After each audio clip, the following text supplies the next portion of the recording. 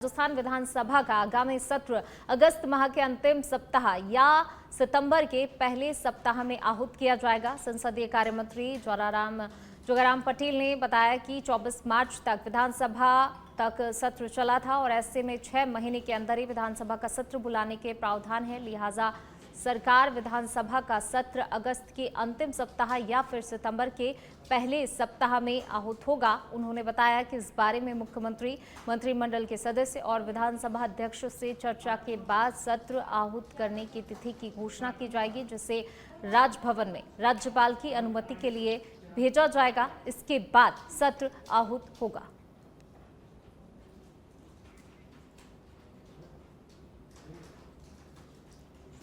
नियमों के अनुसार एक सत्र की समाप्ति के उपरांत 6 महीने के अंदर अंदर दोबारा सत्र बुलाना जरूरी है और हम इस विषय में आपको इतना ही बता सकते हैं कि अगस्त के अंत में या सितंबर में जब भी माननीय स्पीकर साहब से, मुख्यमंत्री से, अन्य जनप्रतिनिधियों से और सभी दलों के नेताओं से बातचीत कर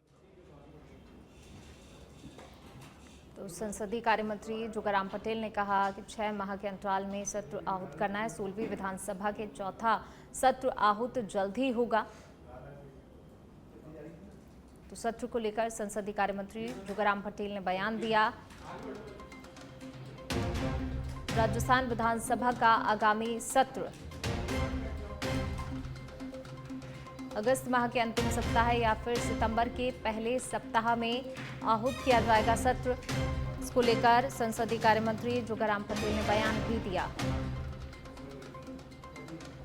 चलिए बढ़ेंगे आगे। बात अगली खबर की। सुजानगढ़ के नजदीकी लोडसर के JVVNL 33 kV सब स्टेशन पर सघन वृक्षारोपण किया गया। लीज होल्डर मोहित शर्मा ने बताया कि कुल 550 पौधे लगाए गए हैं, जिनमें नीम, जामुन, बरगद, सरेश, अमरूद, अंजीर, आंवला, चीकू के पौधे लगाए गए हैं। पहले यहां पर मीठे पानी की व्यवस्था नहीं थी, जिसके चलते मीठे पानी का एक पॉन्ड भी बनाया गया है, जिसका पूरा पानी इन पौधों के लिए काम में लिया जाएगा।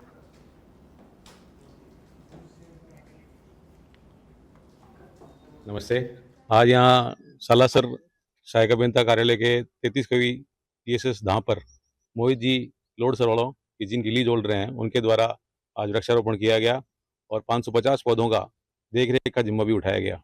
ये बहुत ही पुण्य का कार्य है और बहुत साधुवाद इनको GSS की तरफ से और बिजली बोर्ड के कर्मचारियों की तरफ से बहुत बहुत साधु। मंत्री वृक्षारोपण अभियान के तहत हरियाणा राजस्थान के तहत हमने यहाँ पे लगभग 550 पौधे लगाए हैं, जिनमें नीम, सरेस, चीकू, बेल, आंवला और बड़ का भी वृक्ष है और भी कई तरह के फलदार वृक्ष लगाए हैं तथा इनकी समस्त देखरेख की जिम्मेदारी हमने ली है।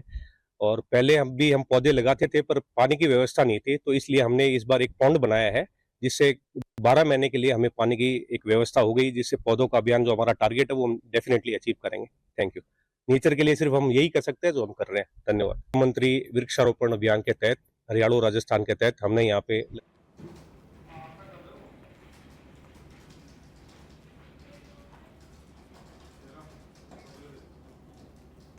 तो 33 kV सब स्टेशन पर सघन वृक्षारोपण किया गया है।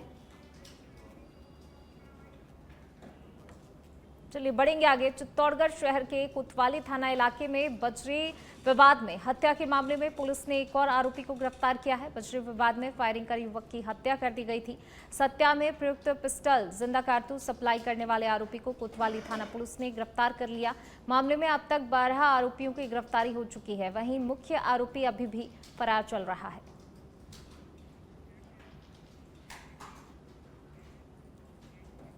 चलिए बढ़ेंगे आगे। बात अगली खबर की। अलवर की खेड़ली पुलिस ने 1.5 साल बाद पॉक्सो के आरोपियों को गिरफ्तार किया है। आपको बता दें, करीब 1.5 साल पहले एक नाबालिग के साथ दुष्कर्म हुआ था, जिस मामले में पीड़िता के भ्रूण के DNA सैंपल और आरोपी के DNA की पहचान कर 2 आरोपियों को गिरफ्तार किया गया और उन्हें न्यायिक अभिरक्षा में जेल भेज दिया गया है।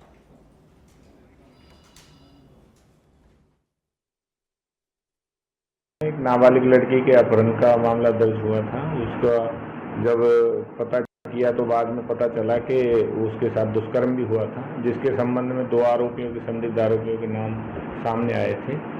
उसमें जब उसी दौरान वो जो बालिका थी, जो जिसके साथ दुष्कर्म हुआ था, वो गर्भवती भी रह गई थी, तो उसके जो भ्रूण था उसका सैंपल लेकर और आरोपियों का सैंपल लेकर फिर डीएनए टेस्ट करवाया था, जिसमें डीएनए में कुंज बिहारी नाम का लड़के का वो बच्चा होना पाया था, जो फिर उसको गिरफ्तार करके और अभी न्यायालय में पेश कर। चलिए बढ़ेंगे आगे। बालेसर के तेखला धाम पर हरियाली अमावस्या मेले की तैयारियां अब तेज हो गई हैं। तेखला धाम पहाड़ी पर विशाल मेला आयोजित किया जाएगा। 1 लाख से ज्यादा लोग मानसरोवर में आस्था की डुबकी लगाएंगे, जहां पर 50 सीसीटीवी कैमरे और हवाई ड्रोन से मेले की निगरानी की जाएगी। मेला कमेटी की मांग पर अतिरिक्त पुलिस जाब्ते की व्यवस्था की गई है।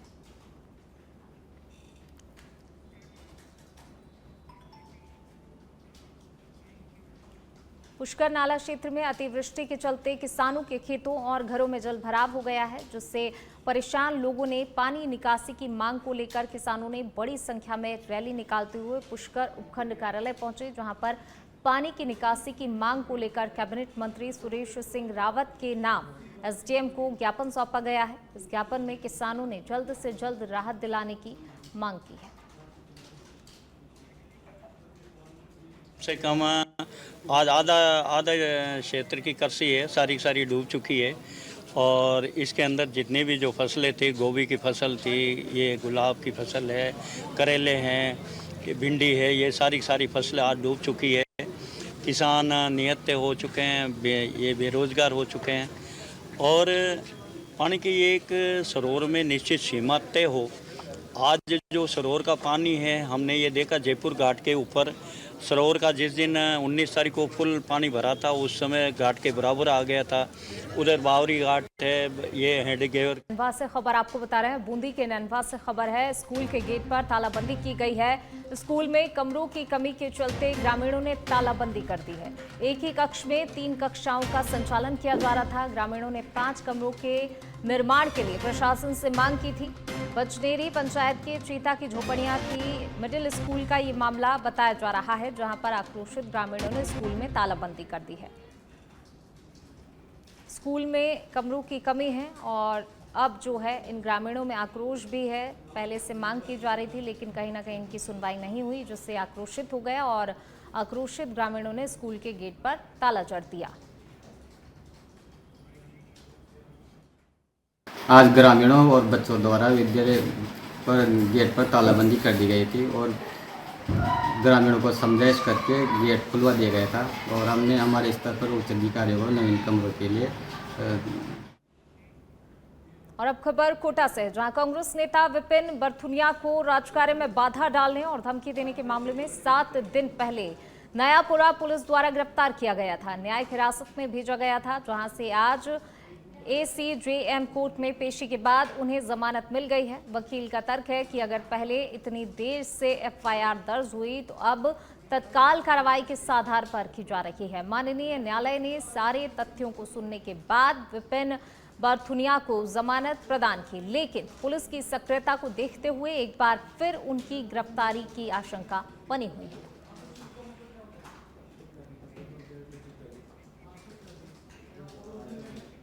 चलिए बढ़ेंगे आगे। बात अगली खबर की। सरिस्का में टाइगर के घर फिर गरजेंगे डंपर। CTH घटाने की तैयारी से मार्बल खनन को रास्ता। एक्सपर्ट्स बोले बाघों पर संकट है, सरकार पर माफियाओं को फायदा पहुंचाने का आरोप लगाया गया है। वन ट्रैकर ने बताया कि टाइगर की मौजूदगी, तो ग्रामीण बोले नहीं दिखा कोई भी बाघ, हमें चाहिए रोजगार।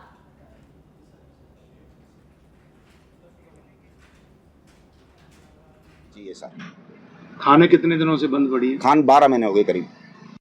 लोग क्या कर रहे हैं फिर? सब क्या करें, यहाँ से सब अब जो दाना इधर खेती होती है ना, वो यहाँ आटा तो यहाँ से ले जाते हैं और जो खाने की जो सामग्री है वो बाहर से ले लेते हैं। बाहर निकल गई ये सब।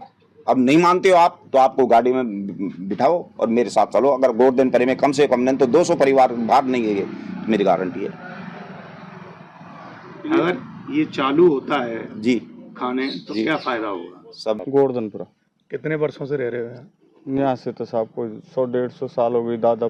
अभी यहाँ टाइगर हैबिटेट एरिया है, ये CTH का दायरा यहाँ से हटाया जा रहा है, तो पहले क्या नुकसान था और हटाने के बाद क्या फायदा होगा ये बता दो। उठाने के बाद में तो पूरी फायदा है सर। इधर वन विभाग में जंगल में बकरी चराने नहीं देते हैं, वन विभाग जाने नहीं देते हैं। कोई किसान को कोई जंगल से लकड़ी लेनी है, सूखी भी लकड़ी लेने सीटीएच के दायरे को बढ़ाने और कम करने की कवायद आज सियासी गलियारों में चर्चा का विषय बना हुआ। हम सच में की टीम जीरो ग्राउंड पर जब मौके पर पहुंची तो हम दिखाना चाहेंगे हमारे दर्शकों को, ये बोर्ड लगा हुआ है जिस पर साफ साफ लिखा हुआ है चेतावनी बाघ विचरण क्षेत्र, कृपया वाहन धीरे चलाएं। इसका मतलब यहाँ बाघ की टेरिटरी है, बाघ का विचरण है, इसी वजह से बोर्ड लगाया गया और ये बोर्ड सरिस्का के वन अधिकारियों के द्वारा लगाया गया था।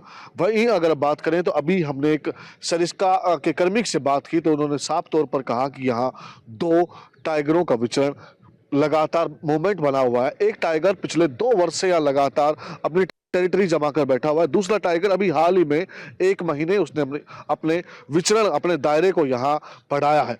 अगर सीटीएच का दायरा जैसा बताया जा रहा है कि यहाँ बाघों का विचरण नहीं है, टेरिटरी नहीं है, दूसरी ओर उन्हीं के कर्मचारी कह रहे हैं कि पिछले 2 वर्ष से लगातार यहाँ टाइगर का मूवमेंट है। तो ऐसे में सोचने का विषय ऐसा है कि जो बीजेपी का जो पूर्व विधायक ज्ञानदेव आहूजा और कांग्रेस के नेता प्रतिपक्ष टीकाराम जूली का जो आरोप है वो कहीं ना कहीं संशय का विषय है कि क्या सच में ऐसा कोई बड़ा लेन देन हुआ था कि बीजेपी के 2 ने इस सीटीएच के दायरे को कम करने का कवायद शुरू किया था। हालांकि ये पूरा मुद्दा कानूनी दायरे के अधीन है, कोर्ट के अधीन है। इस पे क्या फैसला आएगा वो भविष्य तय करेगा।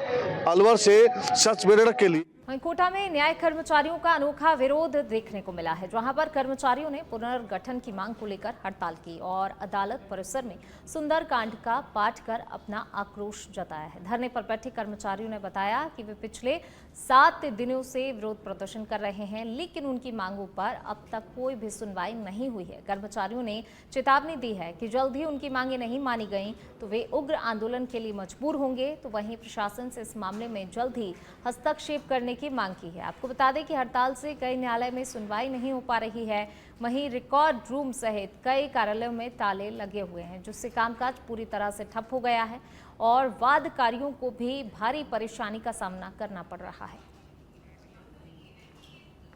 एक व्यवस्थाओं में कहीं न कहीं बाधा उत्पन्न हो रही है और पक्षकारों को भी काफ़ी नुकसान हो रहा है। अधिवक्ता भी अपने लिए चुपचाप बैठे हुए हैं। तो ये जो आंदोलन चल रहा है इससे कितना प्रभाव न्यायिक प्रक्रिया पे पड़ रहा है? प्रभाव तो बहुत ही गंभीर पड़ रहा है। न्यायपालिका को सोचना चाहिए कि जो आदेश उन्होंने लिए हैं उस आदेश को सरकार क्यों नहीं मान रही। सरकार के ऊपर ही फाइल गई हुई है, सरकार को इस चीज़ को देखना चाहिए कि अभी तक जो स्थिति हुई है वो फाइल पे क्यों नहीं आदेश कर रही है, ऐसी क्या परिस्थिति आ रही है।